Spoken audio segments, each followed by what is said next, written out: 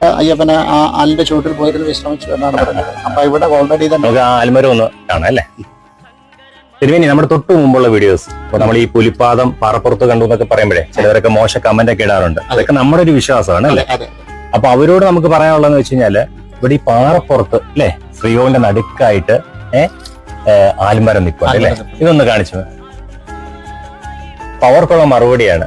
അപ്പൊ ഇത് എങ്ങനെയാണ് തിരുമേനി ആ പാറപ്പുറത്ത് ഇത്രയും ഉയരത്തില് ഇത് വളർന്നു വരുവാന്ന് വെച്ചാൽ ഭയങ്കര അതിശയല്ലേ. അപ്പൊ ഈ അയ്യപ്പനെ പുലിപ്പാദം പുലികളെ തിരിച്ചുകൊണ്ട് വിട്ടപ്പം സർവ്വദേവതകളും ഇവിടെ വന്ന് അപ്രത്യക്ഷമായി എന്ന് പറഞ്ഞു. അവരുടെ ഒരു സാന്നിധ്യം ഇതിലുണ്ട്. ആ സാന്നിധ്യമാണ് ഈ ആലിൽ വസിക്കുന്നതെന്നാണ്. അതുകൊണ്ട് ഈ ആലിനെ ഒരു തരത്തിലുള്ള പ്രകൃതി ശക്തികൾക്ക് ഇതിന് ചേർക്കാൻ കഴിയത്തില്ല. അങ്ങനെ അതിജീവിക്കുന്ന ഒരാല. വെള്ളം പോലും ഇവിടെ നമ്മൾ അഭിഷേകം ചെയ്യുന്ന വെള്ളം മാത്രമേ ഉള്ളൂ. അതല്ലാതെ ഇതിന് പ്രത്യേകിച്ച് വെള്ളമില്ല. പിന്നെ മഴ പെയ്യുന്ന വെള്ളം അതേ ഉള്ളൂ, അല്ലാതൊന്നുമില്ല.